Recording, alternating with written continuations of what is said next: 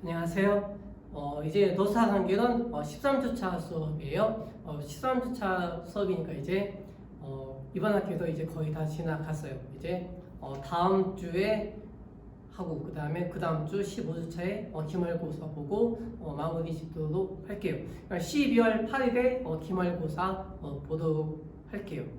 그 다음에 이제 다음 주에는 노사 갈등 이론에 대해서 공부하고 그 다음에 이제 시험에 나올 만한 거 이게 책 정리해드리고 그리고 이번 학기 마무리 짓는 곳으로 진행해 나가도록 할게요. 이번 주에 공부할 내용은요, 임금 쟁점 이론에 대해서 공부하도록 할게요. 임금 쟁점 이론은요, 제일 처음에 임금의 쟁점에 대해서 공부하게 되고요. 두 번째 임금 격차, 그다음에 세 번째 임금 관리. 임금 관리 부분은 인적 자원 관리 공부하신 분도 있을 것이고 인적 자원 관리 공부 안 하신 분도 있으실 건데 임금 관리는 인적 자원 관리에서 공부하는 내용이니까 간단하게 핵심 포인트만 짚고 넘어가도록 할게요.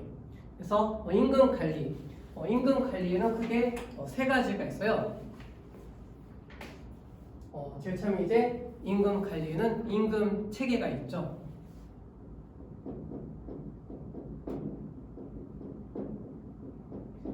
임금 체계에서 포인트는 세 가지가 있죠. 세 가지 기억나세요? 인적 자원 관리 공부하신 분 기억나신가요?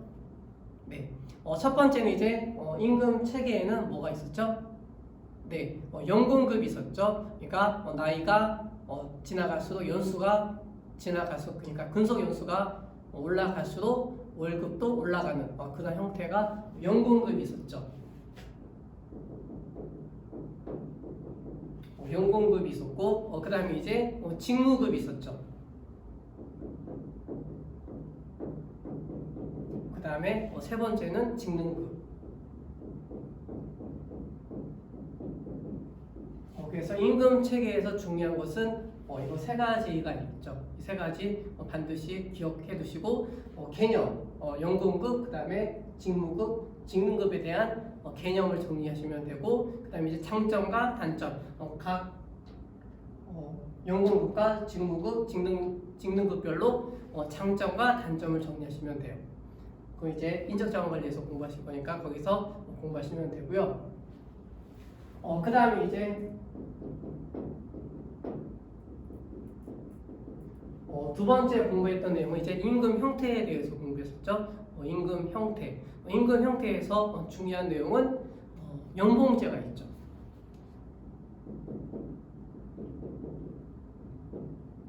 그래서 오늘 연봉제에 대해서 좀 자세하게 정리하도록 할게요. 그 다음에 세 번째.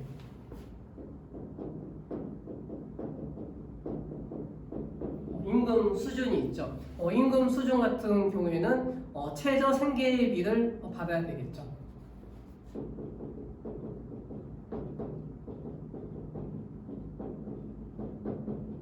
그러니까 최저한의 생계비를 받아야 한다라는 것이 임금 수준이 되겠죠. 그래서 임금 관리에서 중요했던 내용이 세 가지. 첫 번째 임금 체계, 그 다음에 두 번째 임금 형태, 그 다음에 세 번째는 임금 수준. 이 세 가지에 대해서 공부했었어요.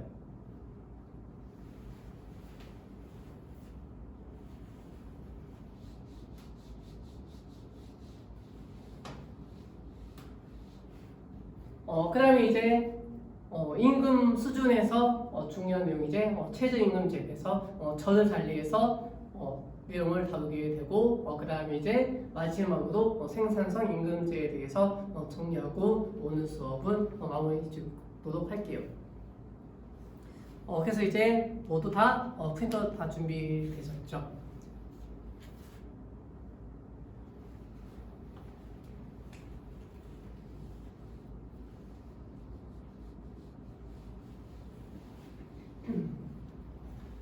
그럼 이제 제일 처음에 이제 임금의 쟁점이 나오죠. 임금의 쟁점. 그래서 첫 번째 임금의 개념이 나오는데 임금의 개념을 보시면요. 고용주가 피고용자에게 지급하거나 노동을 제공한 대가로 받는 보수. 이것이 임금이 되겠죠. 그래서 임금은 이제 양면성을 가지게 돼요. 양면성. 그래서 이 양면성은 사용자 입장과 그다음에 이제 노동자 입장에서 서로 충돌하게 되겠죠. 그로 인해서 임금 쟁점이 발생하게 되겠죠. 그래서 사용자와 노동자 관계에서 발생하는 쟁점이 되겠죠. 그 중에서 대표적인 것이 임금 쟁점. 이러한 임금 쟁점이 발생하는 이유, 사용자의 입장에서는 기업 입장이 되겠죠. 기업 입장은 노동자에게 임금을 지급해 줘야 되겠죠. 임금을 지급해 주는 것은 회계에서 공부했었을 때 비용 처리가 됐었죠. 그러니까 비용이니까 더 적게 주려고 하겠죠. 그래서 사용자 입장에서는 비용에 해당이 되니까 비용이니까 낮게 주려고 한다. 반면에 이제 노동자 입장에서는 수익이 되겠죠. 수익이 되니까 노동자 입장에서는 더 많은 월급을 받고자 하겠죠. 임금을 받고자 하니까 서로 충돌하게 되겠죠. 그러니까 사용자와 노동자 간에 충돌이 발생해서 쟁점이 발생하게 되겠죠. 이러한 내용을 배우는 것이 임금 쟁점이 되는 거죠. 그래서 임금의 양면성을 보시면 사용자 입장, 비용 요소 중에 하나가 되겠죠. 비용 요소 중에 하나. 반면에 근로자 입장은 생계에 비해 유일한 원천, 그러니까 수익이 되겠죠.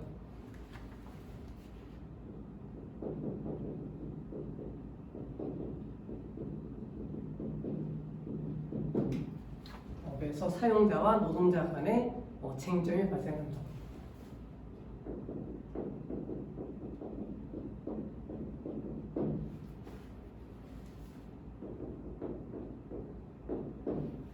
사용자와 노동자 간의 충돌이 일어나서 발생하는 것이 임금 쟁점이다. 이렇게 정리하시면 되는 거죠.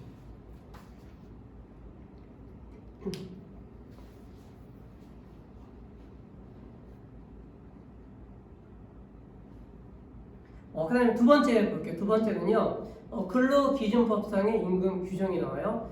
네 가지로 규정하고 있는데, 첫 번째, 임금의 지급이 나오죠. 두 번째, 도급사업에 대한 임금 지급. 그 다음에 세 번째, 비상시 지급. 그 다음에 네 번째, 휴업수당. 이 네 가지 규정하고 있는데, 첫 번째 규정을 보시면요, 임금의 지급. 임금의 지급은 통화로서 지급하게 되겠죠. 통화로 직접 근로자에게 그 전액을 지급해야 한다라고 규정하고 있는 거죠. 그 다음에 두 번째, 도급 사업에 대한 임금 지급. 도급 사업 같은 경우에는 우리가 이제 회계에서 공부했을 때 건설하는 경우가 되겠죠. 건설하는 경우 같은 경우에는 건설 진행에 따라 이렇게 회계 처리하게 되겠죠. 그래서 사업이 여러 차례 도급에 따라 행하여지는 경우, 이때 발생하는 규정을 두고 있는 거죠. 그러니까 이것은 진행 기준을 적용하는 거죠. 그 다음에 세 번째, 비상시 지급이 되겠죠. 비상시 지급은요, 근로자가 출산, 그리고 질병, 재해, 그리고 그 밖에 대통령이 정하는 비상한 경우, 이때 주는 규정을 두고 있는 거죠. 그 다음에 네 번째, 휴업수당. 휴업수당은요, 사용자의 기체 사유로 휴업하는 경우에 지급하게 되겠죠. 그래서 이거는 평균 임금의 100분의 70을 지급하도록 규정하고 있어요. 그래서 근로기준법상의 임금 규정을 네 가지로 규정하고 있다. 이렇게 정리하시면 되겠죠. 그 다음에 세 번째에 나오는 내용이 이제 통상임금이 되겠죠. 통상임금은 기준임금이 되겠죠. 기준임금은 기본급과 그 다음에 수당 이렇게 나누게 되겠죠.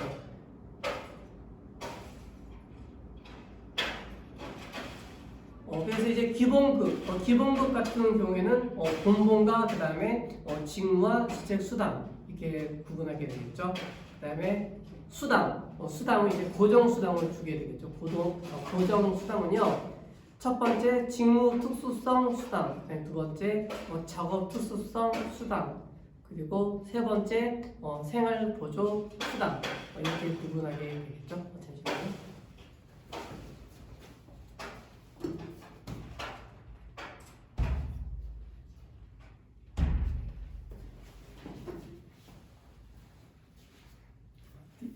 소리가 나서 창문 닫았어요. 그 다음에 이제 수당에 대해서 정리하고 있죠. 첫 번째, 직무투숙성 수당.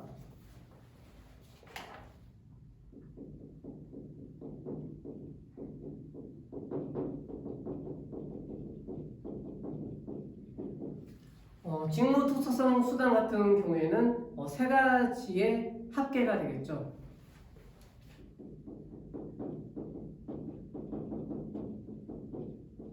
직무수당 플러스 그 다음에 직급수당.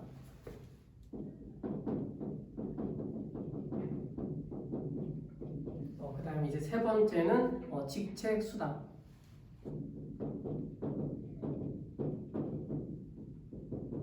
그래서 직무투숙성 수당은 이 세 가지가 합쳐져 있는 거죠.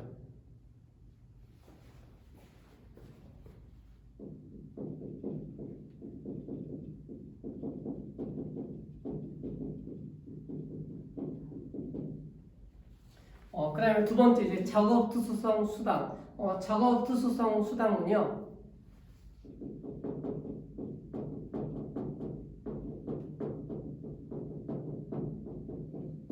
생산 장려 수당이 되겠죠. 생산 장려 수당.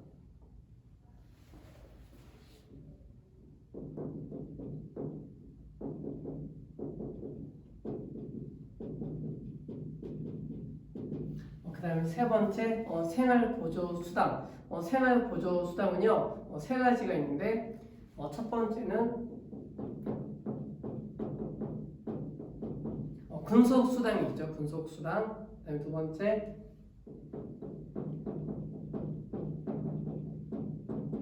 가족수당이죠. 가족수당. 그리고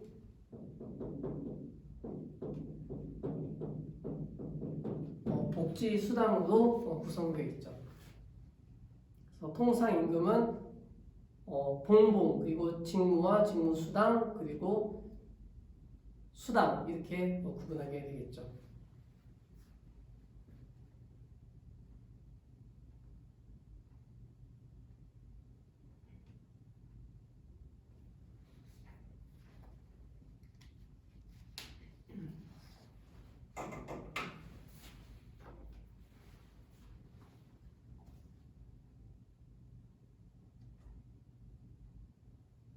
정리되셨죠? 그 다음에 네 번째 볼게요. 네 번째는 임금의 성격. 임금의 성격은 세 가지로 구분할 수가 있는데 첫 번째 경제적 성격이 나오죠. 경제적 성격. 그리고 두 번째 사회적인 성격. 그 다음에 세 번째 심리적인 성격으로 구분하게 돼요. 첫 번째 경제적 성격. 경제적 성격은 아까 임금의 양면성이 있었죠. 임금의 양면성. 그래서 기업의 부가가치가 일정한 단계에는 이윤과 임금의 크기가 서로 반대 방향으로 움직인다. 이것이 임금 양면성이 되겠죠. 그러니까 사용자 입장에서는 비용이니까 더 낮게 책정하려고 하고 노동자 입장에서는 더 많은 임금을 받으려고 하니까 수익이 되는 거죠. 그래서 서로 충돌하게 된다.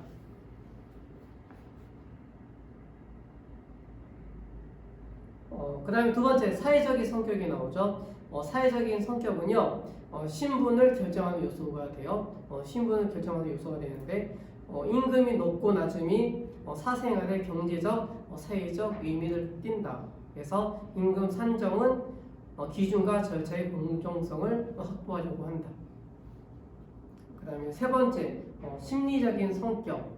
심리적인 성격은요 노동자들의 생리적 안정성 그리고 사회적 욕구, 자기 실현의 욕구까지 충족시켜주는 기본적인 역할을 한다.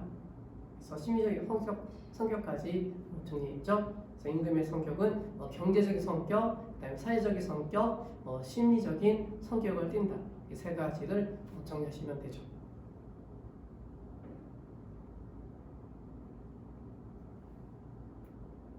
그 다음에 이제 다섯 번째는 임금 결정의 원칙.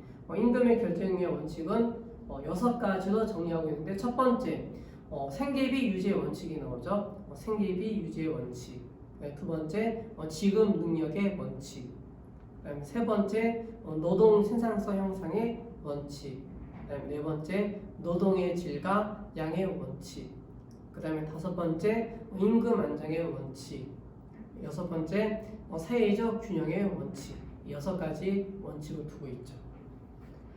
첫 번째 생계비 유지의 원칙이 나오죠. 생계비 유지의 원칙은 임금의 최하한선이 되겠죠.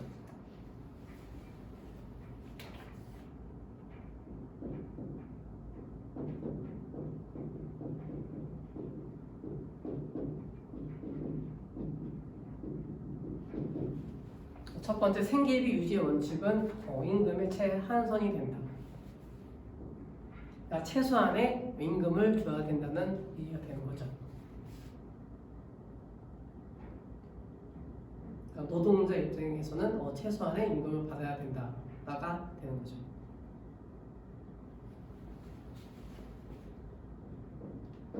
그 다음에 이제 두 번째 지급 능력의 원칙이 되겠죠. 지급 능력의 원칙은 사용자 입장이 되겠죠. 사용자 입장에서는 임금의 최상한선을 둬야 되겠죠.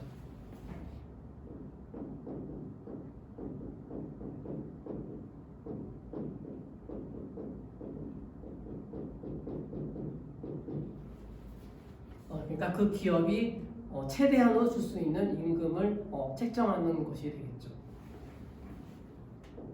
최상한선. 그래서 첫 번째는 노동자 입장이 되겠죠. 그다음에 두 번째는 사용자 입장에서도 생각하면 돼요.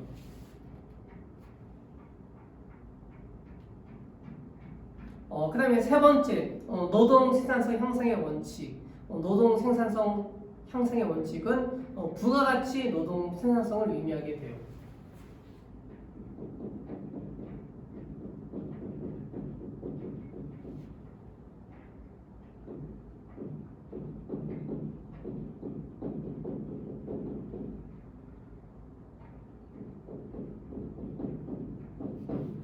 부가가치 노동 생산성을 의미한다. 그래서 이것은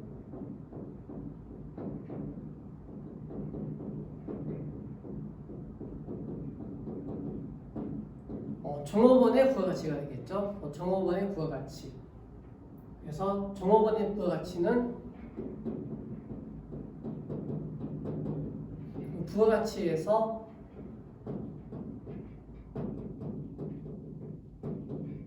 종업원 수를 나눈 경우가 되는 거죠.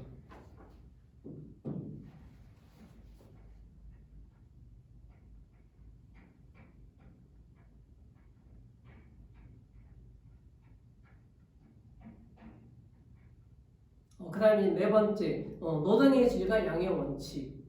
이거는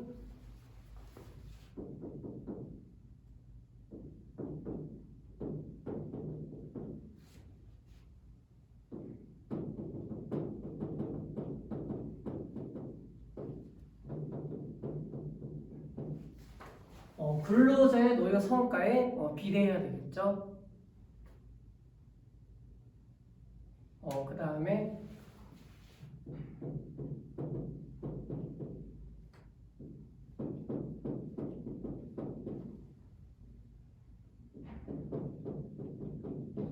공헌도에 따라 지급해야 된다.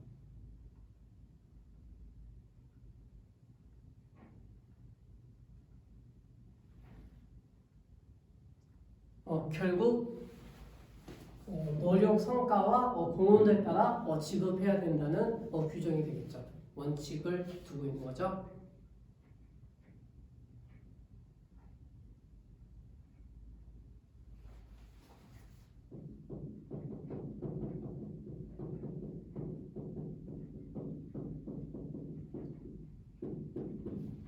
그래서 특수임금제는 제외하고 있다라고 정리해 두세요.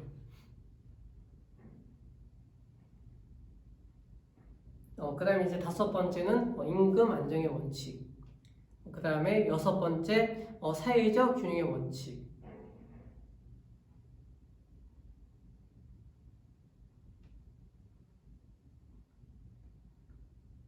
그래서 사회적 균형의 원칙은요, 대내적 계층적 균형과 그리고 대외적인 타 기업 간의 상대적 균형을 지켜야 된다라는 원칙을 두고 있는 거죠.